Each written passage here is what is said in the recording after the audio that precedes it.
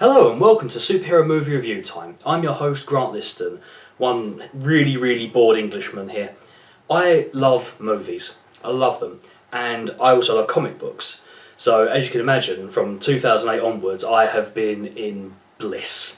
I mean, since Iron Man hit our screens, I've loved it. Almost every second of every film that's come out, I've loved. Now that's not to forget the 2000 and early 90s films that have come out like Blade and XMen. And what I want to do is I just want to give you my take on the Marvel and DC comic book war. So we're going to start off with the X-Men movies. And I've got to admit, thanks to the 90s, it's been a bit of a hard run for these earlier films. Everything was dark in the 90s, back when the boy bands roamed the world and people really didn't care about terrorism. Now it's a different story, obviously, but the early and late 90s films were dark. Everything had to be black and leather. I suppose thank Batman for that one. But the stigma kept on going throughout, and when we reached the X-Men film in 2000, they couldn't give us yellow spandex and they couldn't give us over-the-topness. They had to keep it almost as if this really happened in real life motif. Now, I'm not saying it's a bad thing, but I do believe this film could have been a real crowd pleaser if it had been a bit more joyful. You look at the Avengers nowadays and there's bright colours and humour, whereas the earlier days were very much one-liners and a bit corny at times because of how serious they took themselves. So, the story starts in Poland in 1944, where we meet the Magneto character as a young boy being torn away from his parents and him discovering his powers. We then jump forward to the not too distant future where Rogue develops her powers and puts her boyfriend in a coma. Wow, way to keep it PG, guys. That's like sex give people comas. Don't do sex before marriage, guys. You heard it here. You heard it here from me first. So now we get to the humdrum side of this film with Jean Grey talking to Congress and how mutants aren't a secret, but they want everyone to be registered. Almost like a Civil War storyline, really, from the comic books. So, we now meet the main attraction, Logan, who is a cage fighter in Canada. Why does Canada look tough? Now, he meets up with the stowaway Rogue. Now, this bit really makes me laugh because Logan is very fond of his motorcycles, and yet the direction team decide to give him a caravan. And this really makes me laugh because they were probably thinking in the writing room that, oh, how are we going to get Rogue to stow away with him? Oh, we'll just give him a caravan. When did Logan ever have a caravan? So, they drive along, Logan shows his human side and offers to warm her hands up, and there's like a nice little play about moment there between the two characters. They then get stopped, and obviously Logan goes to investigate the disruption, and now we finally get our first proper X-Men fight scene. And it sucked. Like, royally sucked. Sabretooth comes out of nowhere and just blindsides Wolverine, and a storm picks up. Ooh, we know what's coming. Halle Berry and James Marsden appear as the underused Cyclops and Storm. They, I don't know, kick up a bit of a fuss with some snowstorms, and Sabretooth then flees when Cyclops shoots him, and then somehow the caravan is on fire. So they've got to try and get the two characters away from safety, and the caravan blows up in what can only be described as we need something explosive here. I've got it, we'll blow up the caravan. But boss, you just wanted the caravan. We blow up the caravan! Now, Logan wakes up and he's being fondled by Jean Grey. Well, hey, result. And he goes a bit loopy. He doesn't like being caged, so he leaps up and runs around, picks up a hoodie, and realises he's in a school, and he's thinking, what the fuck, I'm in a school? Shit. He then ends up in a classroom. You'd have thought he'd sniffed it out before he turned around and realised he just barged in on Professor X's lecture. And Professor X then goes to describe where he is, and he can help him. And of course the whole thing is completely undercut by Professor X giving the code names of Storm and Cyclops, and Wolverine just replies, and what they call you, Wheels. So Professor X shows Logan around the school, and you see a possible Kitty Pryde, some teleporters that aren't Nightcrawler. Now, we come to a point in this film where I am now a little bit annoyed. I went into the cinema to watch this and I was expecting the X-Men.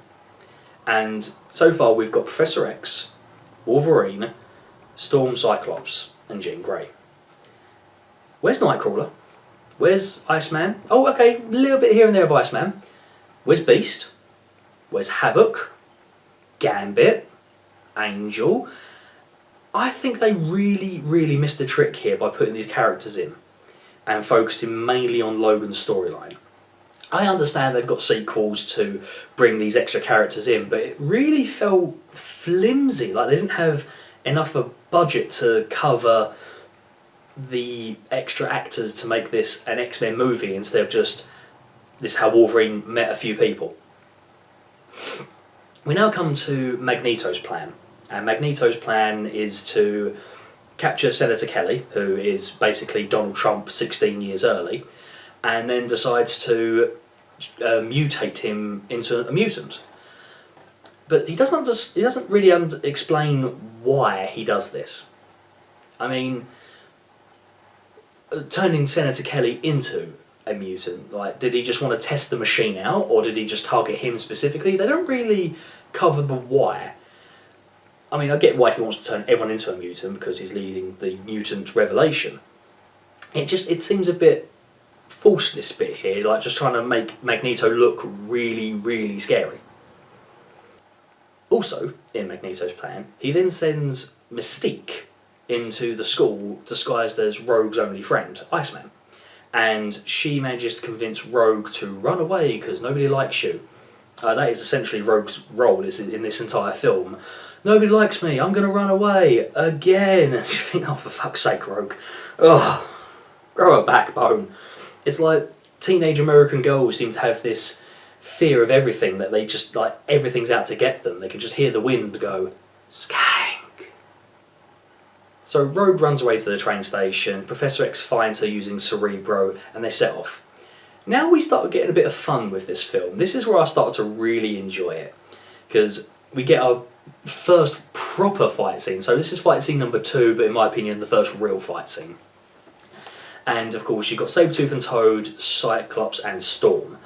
And, well, Toad kicks it off by smashing Cyclops' visor, Sabretooth grabs Halle Berry by the throat and chokes her, and it starts to kick off, and of course Cyclops then blows a hole in the roof, and you're like, damn, alright, here we go, this is going to kick off now. No, let's go back to the train and talk with Logan and Rogue. Typical. But then of course, in all his glory, Magneto just rips open this train and glides in.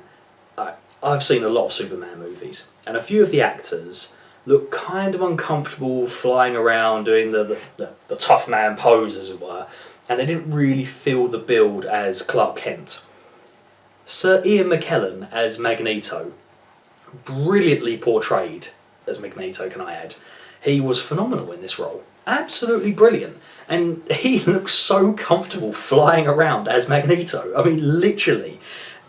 All the scenes with him and Patrick Stewart in are by far my favourite scenes. They are fantastic.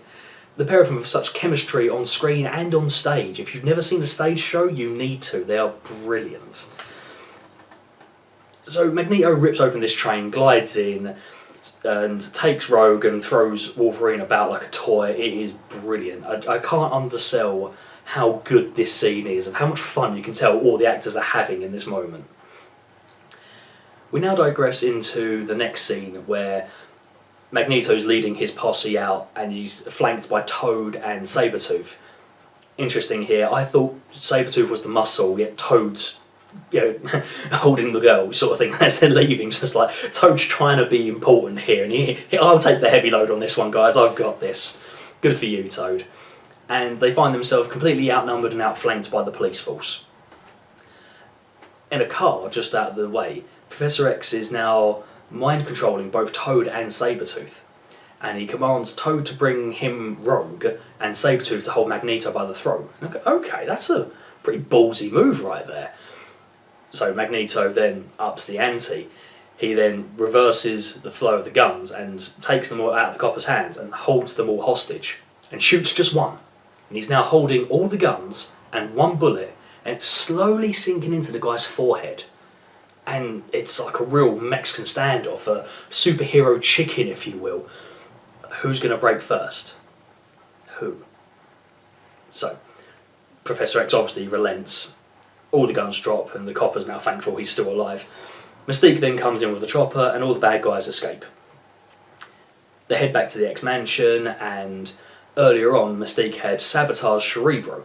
So Professor X tries on the helmet, he's now incapacitated, they've lost their ace. Professor X is now out of the game. They obviously fix Cerebro, Jean Grey then tries to use it, she can't quite handle it, but then she manages to break through. Meanwhile, Senator Kelly turns up, remember that guy? Oy.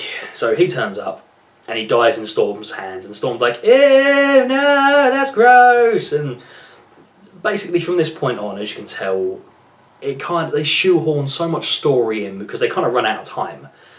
And just think, if they had the time and the budget to go even further with this film, just imagine the possibilities. They discover Magneto and his crew are hiding out in the Statue of Liberty, which just so happens is just about a 10-minute drive away from a massive outdoor Senate with really, really important people. I love poking holes in movies, and it pains me to say this, but if you're going to have a Senate meeting with that much important people, don't hold it outside. Do you know how many hitmen there are in America? It's ridiculous. That is a prize picking. It's like, who do you hate? That guy. Horrific decision. Horrific decision. So, they could jump in the X-Jet, and yeah, they make a pretty damn good joke about the yellow spandex. Well done. They fly there, and I'm thinking, hang on a minute. They're on the Statue of Liberty, which is made out of metal. Magneto's going to control the Statue of fucking Liberty! Ah! I mean, fuck! This is going to be an amazing battle. Storm's going to be flying around, Cyclops is going to be shooting away, Wolverine's going to be hacking and slashing, and they're going to have this huge enemy in a big boss battle. No, they're going to infiltrate it. Goody gumdrops. So they encounter Mystique first, and she holds her own pretty well. She takes on Wolverine, and it's a Wolverine versus Wolverine. It's a pretty bitchin' battle. Kind of borders on too long, in my opinion. They could have ended up a bit... no, scratch that. I would have preferred it. If they're going to go with this route, they need to do it in the daylight, when there's loads and loads of tourists about. Because the Mystique can change into anyone at any time. And then suddenly they're in a... Who do we attack? Who do we save? The Mystique could be anyone. And the real headfuck and the whole... What to do, the tension rises. It could have been amazing. However, we got this. And a bit disappointing. Then she's backed up by Toad, and Toad has a bit of fun. Ray Parker's a phenomenal athlete, and he does some great moments as Toad. He really brought out some personality in the character, which was nice. And of course, being dispatched by Storm in the possibly the best exit ever, just absolutely blows his arse off and sends him flying. The film then plays a really kind of cool double bluff where Storm goes up to Logan and is like, we need to regroup, and Logan replies, we do, stabs her, but you're not part of the team. It's like a double bluff of like, that wasn't Mystique, excellent, and it was Mystique. Yeah, pretty cool. So they move up to the top of the tower, and Magneto traps them all in metal, and Sabretooth is holding all guard. He takes off Cyclops' visor, and they're all pretty boned. So Magneto then ascends in his Jesus-like status up to the very top into the flame where he's holding Rogue, and he's now basically going to kill Rogue to turn all these other people into other mutants. They really shoehorn this in the last 10. It's not kind of anticlimactic for me. Wolverine and Sabretooth have a pretty damn cool fight on top of the head of the Statue of Liberty, and then they kind of just do the whole Hollywood, I have the shot, I'm going to take it. Cyclops shoots Magneto off the top, Magneto falls. Is Rogue dead? Of course she's not dead, and she heals using Wolverine's powers, and that's pretty much the end. Although the final scene with, once again, Sir Ian McKellen and Patrick Stewart playing chess, saying the war's coming, great way to end it, and it sets up one hell of a sequel. So, that is the 2000 film X-Men. In my opinion, the 90s was still hindering this film in a way. I mean, if they could have added a lot more humour and a lot more action, I reckon it could be even better. However, I'm happy to say I'm going to give this film a 7 out of 10. I'm very, very happy with this film. There are some problems with this film, I'm not going to lie. For example, my favourite character growing up was always Cyclops. I know, I was a horrible child, I was very, very boring, not very much loved. However, Cyclops, the leadership, his power of shooting laser beams out of his eyes, me wearing glasses, of course, it really speaks to me, and I really enjoyed the aspect. Yet in these films, he definitely did become a fringe character, someone to help Logan's story progress, and at times you looked at him and went, yeah, you're a dick. Like, where's the awesomeness of Cyclops gone? And we never got it. So, thank you so much for watching, I really hope you enjoyed, and I'll see you next time with X-Men 2. Take care now.